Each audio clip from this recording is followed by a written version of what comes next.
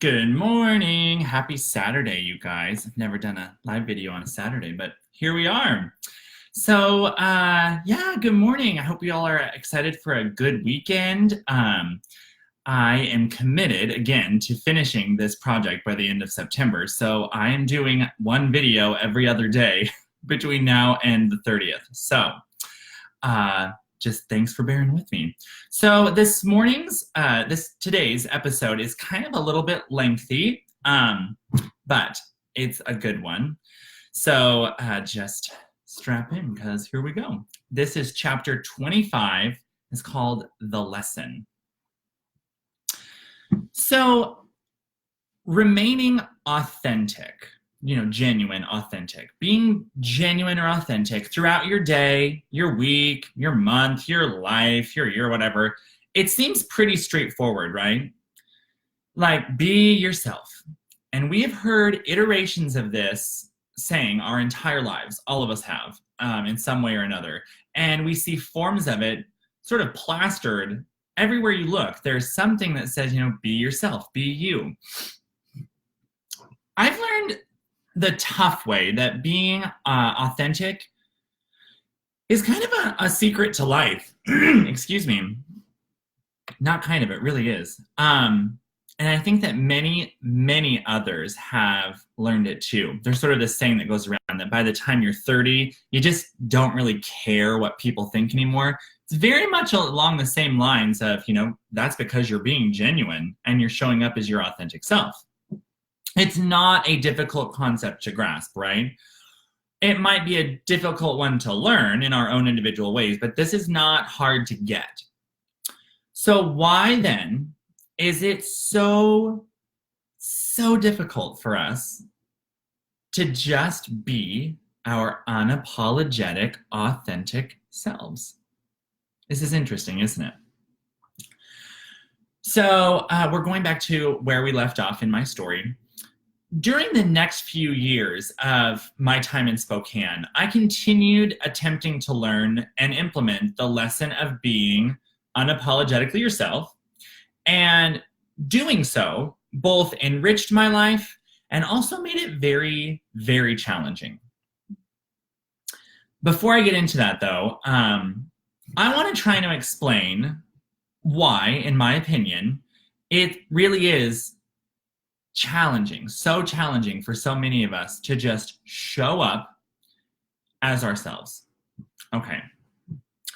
First, I believe it's because we don't know who we are. We very often confuse who we are uniquely and innately with the labels that are assigned to us. And I talked a lot about this in, seems like a long time ago, because it kind of was. I talked a lot about this in the chapter called The Sister, about my sister, these labels that sometimes we get, right? And sometimes we place those labels on ourselves, and sometimes they're placed on us by other people, circumstances, situations, you name it.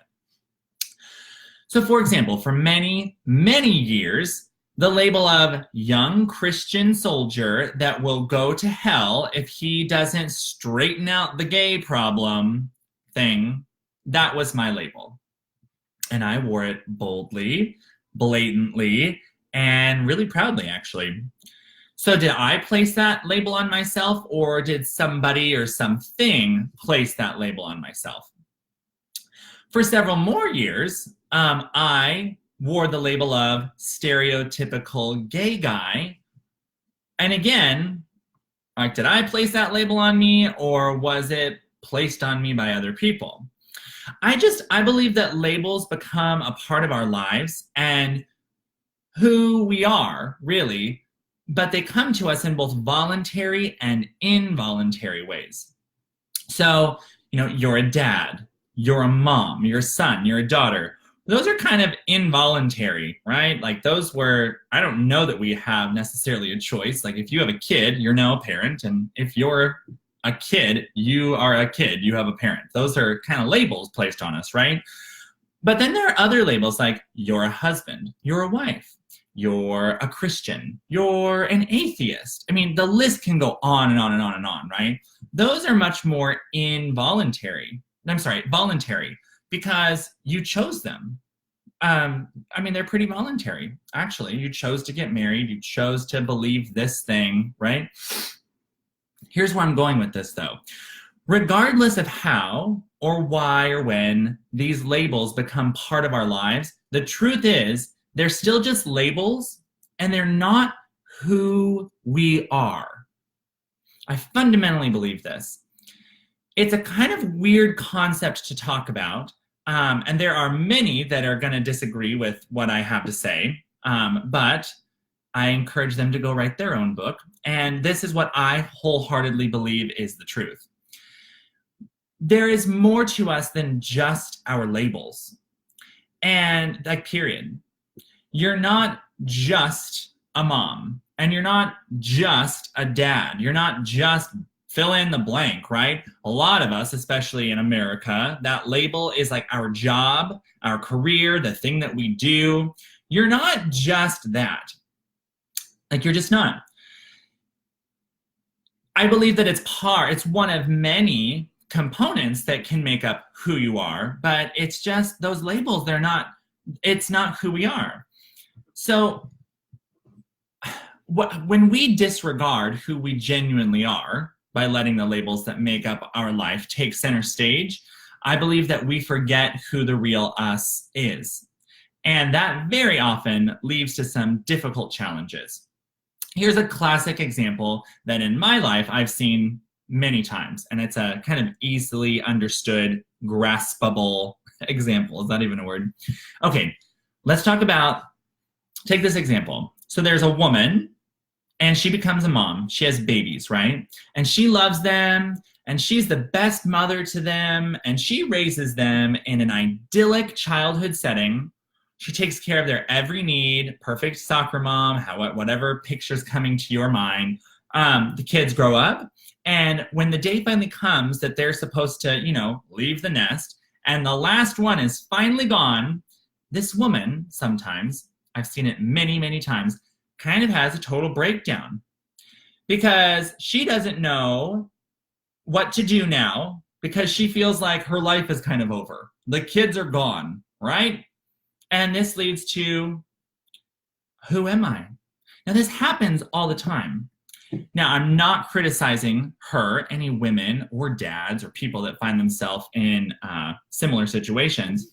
There's nothing wrong, but here's the deal. She poured so much into her life and the label of being a mom that when the day finally arrived, that the meaning of that label, what being a mom, changed, she really didn't know who she was, which meant that she also had no idea where she was going. So that, my friends, is the second reason I believe it's so hard to be unapologetically, genuinely ourselves. The first is that we forget who we really are. And the second is that we don't really have sometimes any idea of where we're going. Here's another quick example of kind of what I mean by that. This is a very basic way of trying to convey what I mean, but you'll see what I mean. So I had a colleague who, with all due respect to her, was kind of frumpy, like there was no pep. Not that anyone's required to have pep, right? But you're going to get what I mean in just a sec. She wasn't really super happy per se or outgoing. She just wasn't that way. Everything she did was kind of at a slower pace. And whenever you asked her, kind of basic questions like, what are your plans for the weekend? Or, I don't know, what are you doing? Her answers were kind of like, oh, so it's that kind of a thing. Well, one day, I vividly remember this, I was kind of almost blindsided by her, which was such a surprise because something very good had happened in her life. So I remember that she came into the office and she was a transformed person. I'd never seen her like this. She was bouncing and skipping, and there was this smile that was just lighting up the entire building. And like she was honest to goodness glowing.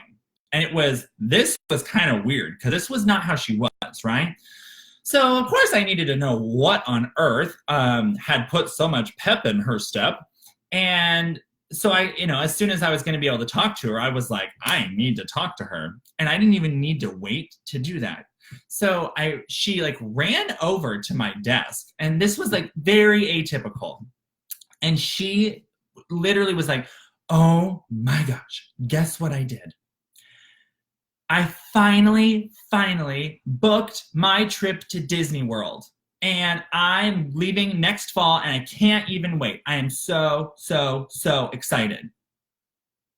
And I was kind of like shocked because I was like, that's it?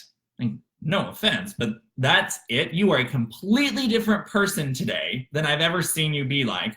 And it's because you booked a trip to Disney World? Y'all, this girl, and please understand this, one of the sweetest souls alive, never acted this way. Never.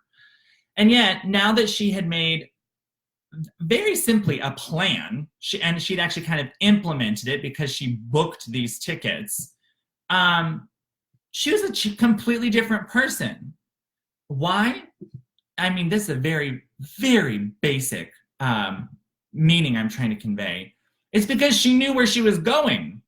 Right then in her life, she was actually going somewhere. It was a trip to Disney World. And in that moment, she was excited about it. She literally had something to look forward to, something to draw her forward, right? I think that's just such a profound lesson. Why? Think about the times in our lives when we kind of figure out, in whatever way it happens, where our lives are going. Making plans to spend your life with someone. Maybe we're talking about relationships. Maybe it's deciding to change your life in some way. Maybe you're going to have a family, or maybe you're going to move somewhere, or maybe it's applying for a bigger, better job, or going back to school, or buying a new thing. You name it. Almost every single time one of those moments happens, where if it's no further out than a few moments, we figure out where we're going, we become our genuine, authentic selves. Like in that moment, we're excited.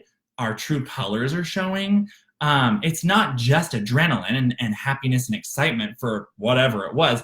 It's like we allowed our brains to envision where we wanted to go, and that completely inspires and encourages us to become ourselves and be pulled towards whatever that thing is.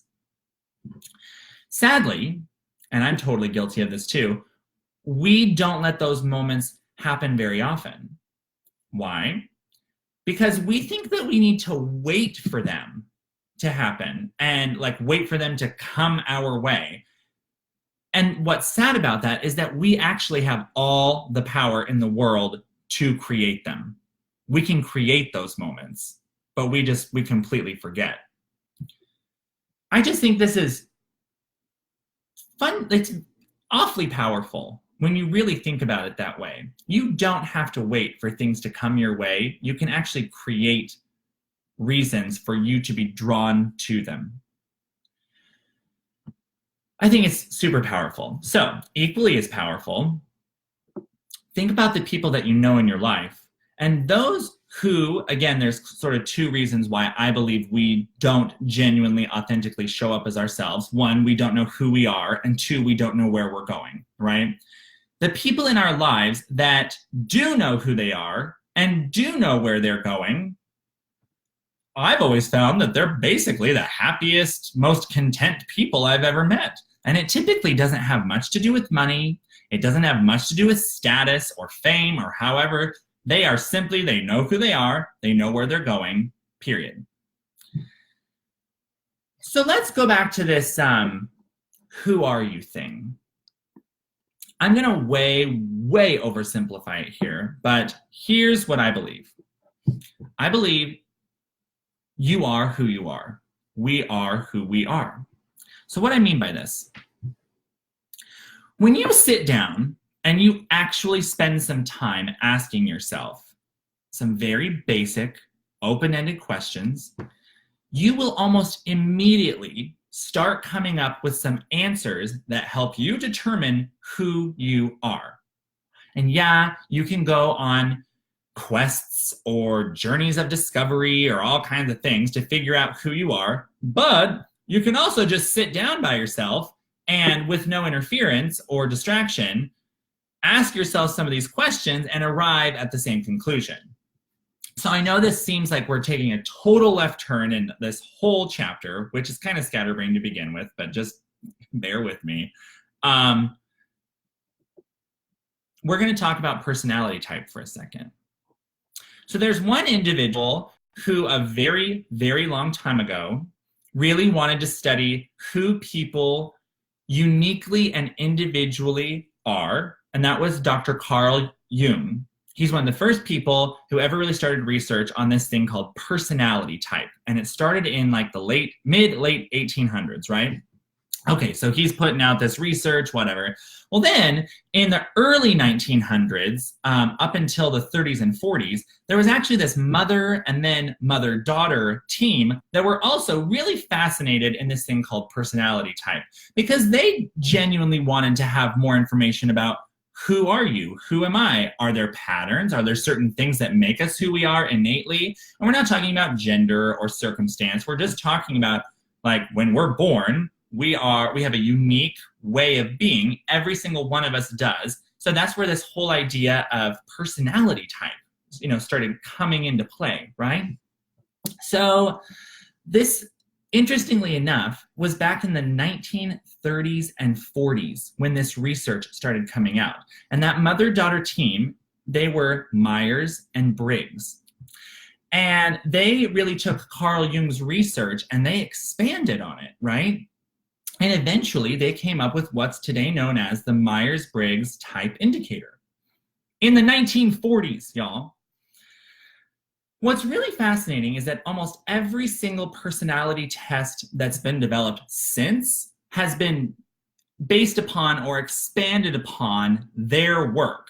And while some of these personality tests that exist today are really good, my opinion is that the Myers-Briggs Type Indicator, the MBTI, is still the most accurate and effective when it comes to helping us understand who we are, okay? So, and the reason is this. I think the results are like, they're fine and dandy, like whatever, and you've probably heard something about Myers-Briggs talked about. I mean, maybe you haven't, but maybe you have. And it's always kind of talked about in the way that, like, oh, I'm an ENFJ, or oh, I'm an INFP, or I'm an ESTP, like whatever. And they typically talk about these letters, right? So while I think that the results really are super great, unless you take that test with complete honesty and openness, answering each question completely wholeheartedly, the results are kind of whatever. They just are. Because if you're taking that test through the viewpoint of, this is how I wish I was, or I don't know why people think this, that's a whole other topic, but this is how I used to be. Okay, well, what about right here, right now? You just answer some of those questions. So for me, that leaves the importance not on the results, but the questions themselves. Okay, so keep going with me on this. I really believe, going back to that whole sitting down and just asking yourself some questions thing, this is where I'm going with it. When we sit down and we actually ask and talk to our hearts and souls, we begin answering this question of who we are. Who am I? Even if it's only in the most basic ways at first, it all starts with sitting down and asking some questions. Now, I know that when I was going through this very sort of intense period of my life, I didn't know what questions to ask, right? I'm going to go with the Myers-Briggs Type Indicator right here for a second, and I'm going to so oversimplify it that I'm sure Catherine Briggs and Isabella Myers would roll over in their grave hearing me take their lifelong set of research and deduce it down to this. But again, just go with me on this, because this is how I legitimately ended up sitting down and asking myself these questions to find out who I am. And I'm still learning, by the way, but I'm definitely a lot further than I used to be. So there are 4 dichotomies, basically 4 questions that determine your type in the Myers-Briggs, okay? Now, the actual Myers-Briggs type indicator is like 75 questions and obviously is much more accurate and a lot more detailed, but just go with me on this. The first question that you kind of ask yourself is this. Do you wear your heart on your sleeve? I want to show you guys this visual because I love this. Do you wear your heart on your sleeve, like right here, or do you wear your heart on the inside of your sleeve? It's a very, very visual representation, right? And I really mean this. Do you wear your heart on your sleeve? Everyone always knows what you're thinking and feeling. You can't help it. Or are you someone that wears your heart on the inside of your sleeve and you only show it to certain people that you want to see it? And they have to actually get close to see your heart. That explanation of extrovertism versus introvertism came from my amazing business coach, Jessica Butts. I'm not sure if that's her original analogy or where she got it. That's who I'm going to credit for it. It's the best explanation I've ever heard of kind of introverted versus extroverted. Has nothing in the world to do with talking to people. I mean, it kind of does, but it doesn't. Do you really only feel comfortable and energized and rejuvenated by sharing your heart to only people that you invite close? Or do you wear it on your sleeve for the whole world to see, right? How many of us actually take the time to sit down and ask that question? Because if we don't ask that question and answer it, those are 2 pretty big differences. And they lead to 2 very different ways of taking care of yourself. I digress. That's the first question. Heart on your sleeve or heart on the inside of your sleeve? Second, do you gather and process information with your senses, like actual senses? You hear it, smell it, taste it, feel it, touch it. Or do you gather information and kind of process information with your gut? You know, those kind of woo-woo people, they're like, no, I got a feeling. I've got a gut feeling about this, even though like all of the facts that we take in via our senses say something completely different. There's always that person that's like, I don't know, my gut doesn't feel good about this. That's the second question that you sort of ask yourself, like, who am I? Do I really need to hear it and see it and touch it to know that this is something, or do I go with my gut? The third big question that comes out of the Myers-Briggs, do you make decisions with your head or with your heart? How many times have we asked ourselves that? And the fourth, which is super fascinating, are you better at being in the moment and just kind of being, smelling the roses kind of thing? Or do you have a constant need to know what's next, what's the plan, and you have to be in control?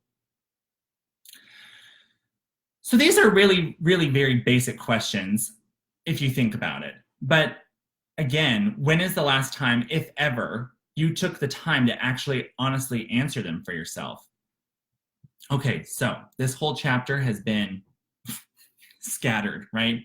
I'm going to do my best to bring it together because this chapter is called The Lesson, and it has to do with my kind of final time in Spokane as it pertains to the chronology of my story. Spokane, Washington was and will always be the place where I learned the very hard way who I am and where I'm going, which ultimately led me to doing my very best every single day to simply show up genuinely, authentically, and unapologetically as me. I didn't used to do that at all. And it got me in some hot water, really. Learning that lesson was really pricey and tough, really tough. You know, going back to those labels thing, this is where this whole chapter is coming together. I had worked through some of those labels that I had been carrying around for a long time, kind of shed them, but I'd also collected a few new ones, right? And for several years, I did not take the time to get to know who I was. or figure out where I was going at all. I just let those labels be plastered on me, and that's who I was for then, which is really flaky if you think about it. I floundered. I had extreme ups and downs, and that in my dating life, in my professional life, and a lot of my friendships. I think most people during that time of my life would say that about me.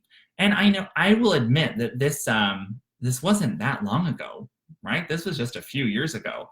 But learning this lesson that you need to be genuinely yourself and know where you're going, I didn't know that lesson a few years ago. I would take one label, wear it for a while, and kind of milk it for all that it was worth. And when that label wasn't working out anymore, and I was finished for it for a variety of reasons, I would just toss that one aside and put on a new one, right? And also, the disease to please was still very alive and well. And when coupled with a lot of these labels, it just exacerbated the whole I don't really know who I am thing.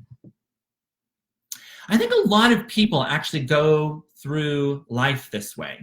And perhaps there's other ways of explaining it. I'm doing my best to explain it. But I think a lot of people go through life this way.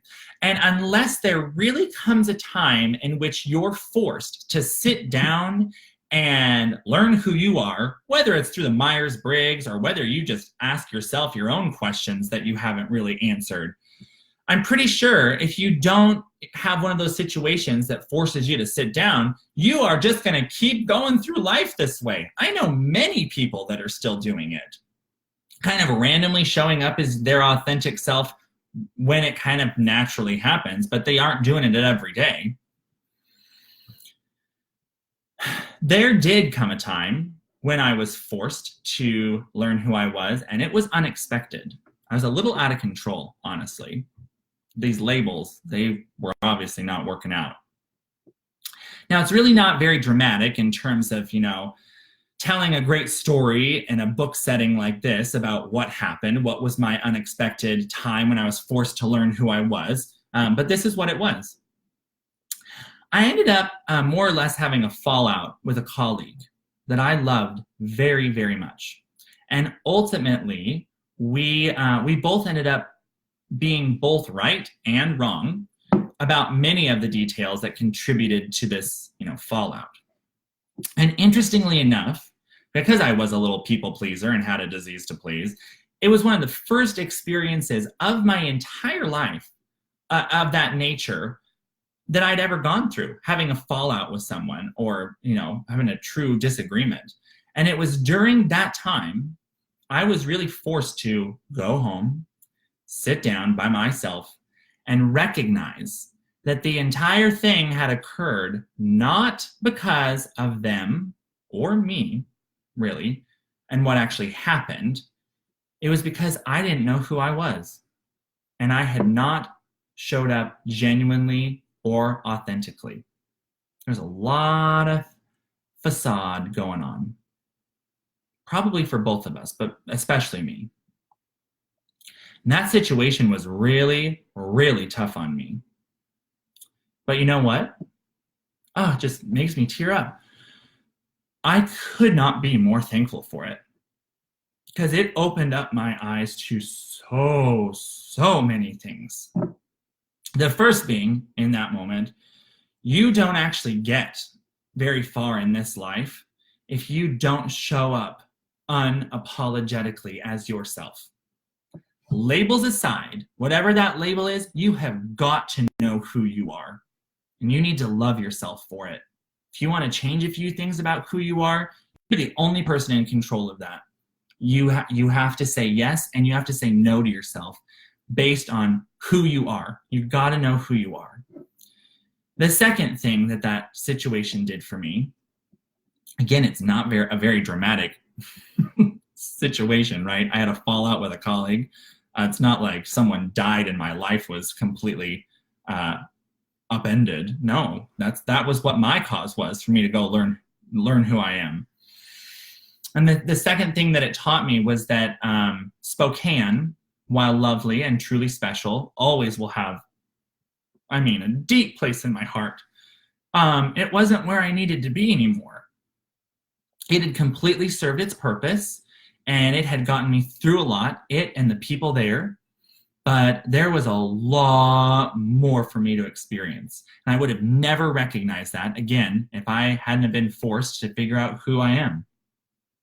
And the third, one of the biggest things, was this. Instead of waiting for opportunities and signs to come my way, indicating in whatever way how and where my life was headed, give me a sign, oh, I'm just waiting, or whatever happens. No, I learned I actually possessed the power to decide and implement action as to where I actually wanted my life to go. And we all have that power. So that is Saturday morning's chapter, chapter 25, The Lesson. And in the book, I think I'll end this chapter just by saying, I just want to drive home the point. The lesson is you got to know who you are. You got to show up authentically, genuinely, unapologetically as who you are. And you have to know where you're going. You have to know where you're going.